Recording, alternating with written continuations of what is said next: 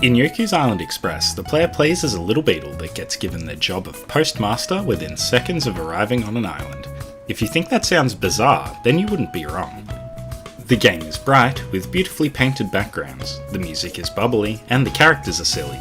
The game oozes with personality, and overall, it's set to take the player on an endearing adventure.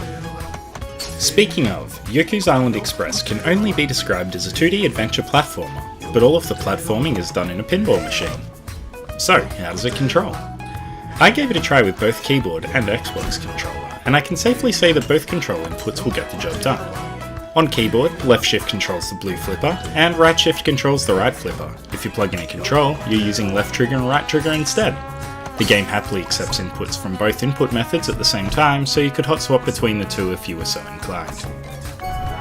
Some are going to liken the game to a Metroidvania, and I'd say that generally fits the description, but without any combat save for a few boss fights. It's an important distinction to make in a normally otherwise combat-rich genre. For those who don't know, Metroidvanias give the player an open map to explore but gate progress to certain areas behind unlocking specific abilities. Normally, travelling between areas would be hazardous due to the enemies that are littered across the map, but Yoku's Island Express does away with the enemies entirely for the aforementioned pinball sections during travel. Speaking of abilities, in Yoku's Island Express, these are new items which will unlock different ways to interact with the environment, which allow you to explore new paths and complete new challenges. One might expect these items to be laid out linearly, forcing the player to complete the game in a specific order, but as far as I can tell, Yoku's Island Express is very open, and the three main parts of the game can be completed in any order. These abilities are also controlled with the left and right flipper buttons, meaning that throughout the entire game, you only need the movement keys, the interact key, and those two flipper buttons, and that's all. It probably makes the game a great fit for players of all ages, but I can't confirm that personally. I don't even know if it's possible to die in Yoku's Island Express at all. If you fall out of the bottom of the pinball table, the character simply loses some fruit, the in-game currency, and then can be relaunched into the table to continue playing. In my playthrough, I dropped out of the bottom of the table close to 70 times, and other than unlocking a new side quest at 50 times, there really seemed to be no significance at all. The main mission of the game is to gather 3 chieftains of the island together by delivering letters. What else would a postmaster do? Of course, the matter is made more complicated because the chieftains each have something they need to deal with and won't leave their respective tribe until you help them deal with their problems. It gives the game some extra purpose and adds a little extra flair with the creativity they can add to the pinball tables in each chieftain's section.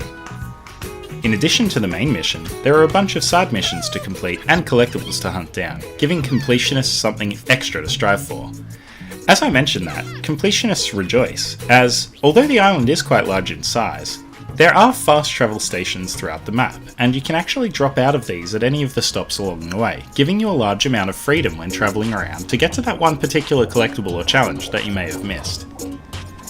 I did quickly touch on the sound and visuals earlier, but I would like to reiterate how great the game looks. In addition to beautifully painted worlds, various parts of the level are animated, such as the plants that you will run past as well as the background if you're in the rain or snow.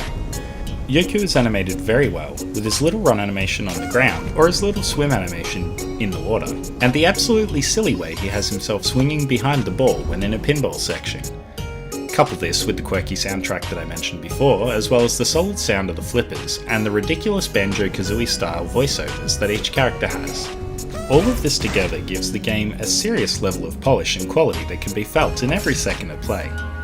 In summary, Yoku's Island Express is a grand adventure. The gameplay loop is solid, and it's backed up by quality visuals, excellent sound design, a great map to play on with a lot of extra challenges and collectibles for those that are looking for a little more of the game, even after finishing it. I don't think that I can recommend this one highly enough. I hope you liked this review, and if you have any questions about the game or anything else to say, let me know in the comments.